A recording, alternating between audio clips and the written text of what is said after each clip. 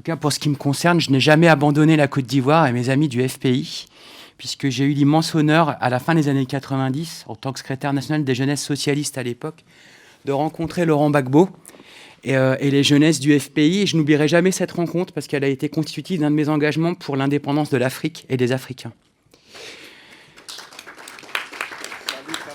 Ceci étant dit, je ne porte pas forcément toujours la parole de mon parti dans des occasions aussi solennelles. Je le fais aujourd'hui avec la volonté de réconciliation, de dialogue et d'écoute. Je ne viens pas vous dire quelle devrait être la position des socialistes. Je pense qu'ils devraient d'abord savoir ce qu'ils ont à vous dire avant de vous le dire. Je viens plutôt vous le dire en toute amitié. Je pense qu'il faut être capable de parler avec toutes les composantes d'une société.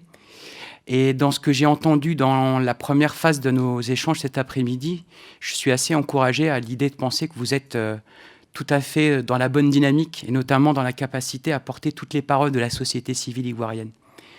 Je vous le dis d'autant plus que vous avez parlé de jeunesse, et moi j'ai eu l'occasion encore à Abidjan au mois d'avril, avec un ami, un compagnon de route, Arsène Sibahi, président de la Fédération Léo Lagrange de Côte d'Ivoire, puisque j'en suis par ailleurs un des administrateurs, et je viens d'ailleurs, je vous l'annonce en première exclusivité, je viens d'être confirmé dans mes fonctions d'administrateur de la Fédération Léo Lagrange pour la 17e année consécutive. Je le dis ici, quand j'ai été à Abidjan au mois d'avril avec mes amis de la Fédération Léo Lagrange de Côte d'Ivoire, j'ai eu beaucoup de plaisir à constater qu'elle était particulièrement mobilisée dans l'accompagnement de la parole des jeunes, dans la mobilisation de la société civile face à un pouvoir qui est, pour ainsi dire, sourd. Et pour même, je dirais plus, un pouvoir qui est indigent, j'allais dire incompétent. Indigent. Sachez une chose, puisque nous sommes entre nous, la veille de l'ouverture d'une conférence réunissant toute la société civile, le ministre Touré nous a demandé de lui rédiger les éléments de langage à adresser aux jeunesses mobilisées. Alors moi, je me suis prêté à l'exercice parce que je suis un partenaire exigeant. Et je le dis ici, j'étais époustouflé, estomaqué, bouleversé par cette incompétence d'un ministre de la République de Côte d'Ivoire. Et je me suis dit, à l'ouverture, le lendemain, il va forcément ajouter des mots, corriger des phrases. Je vous assure, il a lu mot pour mot ce que nous avions écrit pour lui en amont. Je le dis ici parce que je sais que ça restera entre nous et qu'il ne s'agit pas de mettre en cause la République de Côte d'Ivoire, mais plutôt l'incompétence d'un homme. Et je le dis avec beaucoup de colère parce que quelque part, je me dis, voilà où en est ce magnifique pays, cette magnifique jeunesse. Voilà les mains dans lesquelles nous la confions. Et j'ai envie de dire qu'elle se lève avec vous.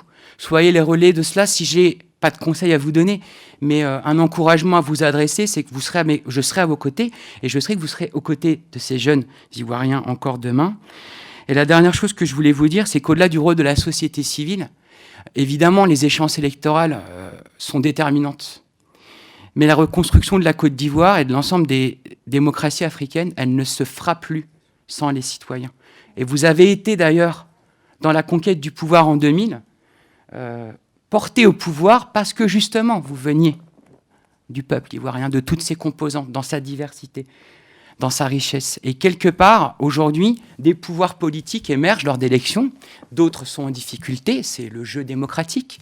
Eh bien, moi, je ne m'adresse pas à vous en tant que représentant d'une opposition dans ce pays, je le fais en tant que citoyen mobilisé dans la vie associative et dans la vie politique, en ayant à cœur que toutes les générations se parlent, que toutes les formes d'engagement se parlent, sans défiance, sans aucune arrogance, mais avec une soif de pouvoir démocratique, une soif de démocratie qui est sans limite. Je vous remercie.